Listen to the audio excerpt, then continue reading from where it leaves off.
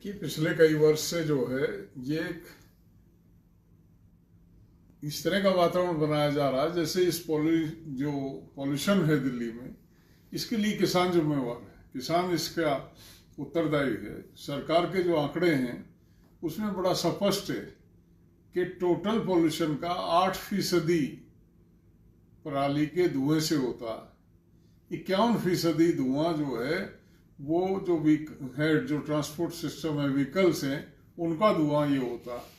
लेकिन उस 51% पे बात नहीं होती है। 8% पे किसान को एक खलनायक बना दिया गया कि किसान जो है वो दिल्ली के लोगों के जीवन में जहर घोल रहा है। मैं आपको बताऊं, ये नवंबर का महीना है।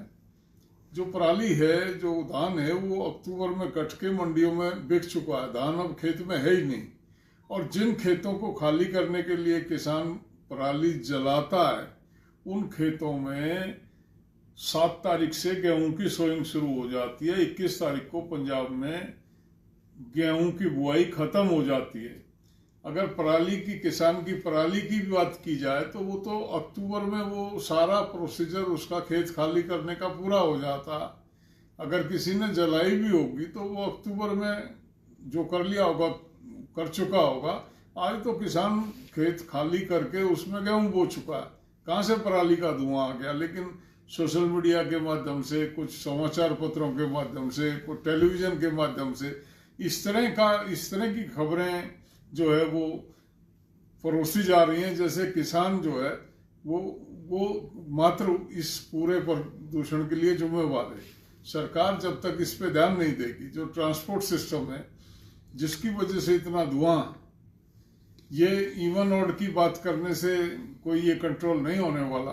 दिल्ली में जिस तरह से अनाप शनाप, दिल्ली और दिल्ली के एनसीआर रीजन में जिस तरह से गाड़ियां रजिस्टर्ड हो रही हैं, तो ये तो 2 साल के बाद और बुरी हालत होने वाली है। इससे जितनी गाड़ियां बढ़ेंगी उतना प्रदूषण बढ़ता चला जाएगा। फोकस सरकार को उस पर करना चाहिए कि गाड़ियां रजिस्टर्ड होंगी, नहीं होंगी तो किस फ्यूल से चलने वाली रजिस्टर्ड होंगी।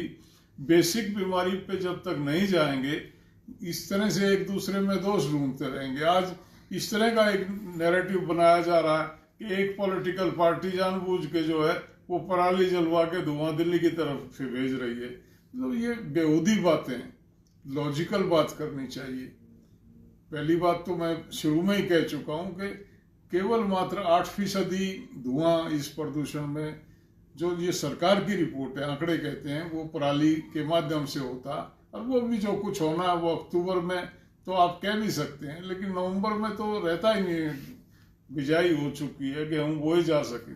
तो ये किसान के सिर पे दोष मढ़ना कहीं ना कहीं दर्शाता है कि जो मेंटेलिटी है लोगों की, जो सोच है, वो किसान विरोधी सोच है। और किसान को एक